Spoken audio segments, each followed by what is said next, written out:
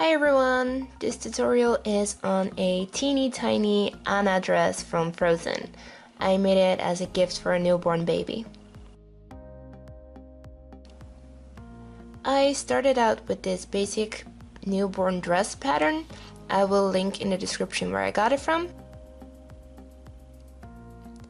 And then I sketched out what I wanted for a new neckline. I cut this out. I traced over the bodice pattern that I had left and then added about 1 centimeter of seam allowance at the neckline where I just cut out the other piece. And I also added a little point on the front. Then I traced that loose piece and added seam allowance as well. I forgot to add seam allowance on the side, so I had to go back in and do that later. Next, I traced the armhole from both the front side of the bodice and the back side of the bodice, so I can make an easy sleeve pattern. I wasn't sure what kind of sleeve I wanted yet, so I kept it pretty basic at this point.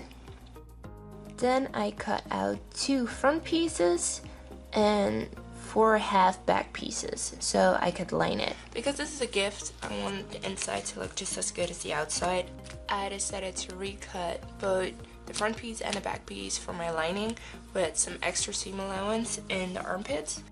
Then I clip in these 3 points to make it easier to sew in this little blue neckline.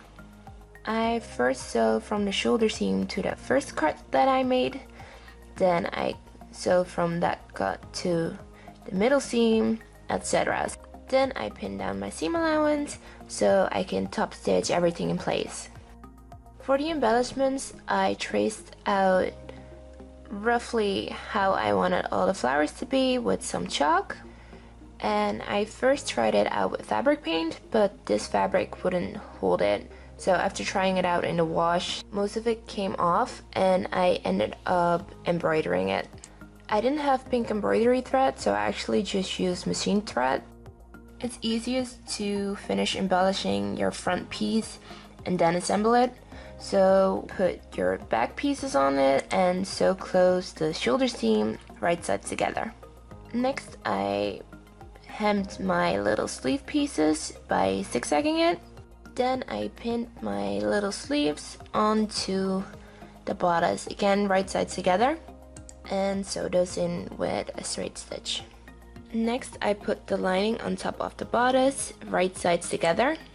I sew close the neck hole and the middle back seam. And then I clip all the curves from that neck hole to make the fabric lay flat when I turn it right side out. Then when I fold it right side out, I top stitch that middle back seam and the neck hole.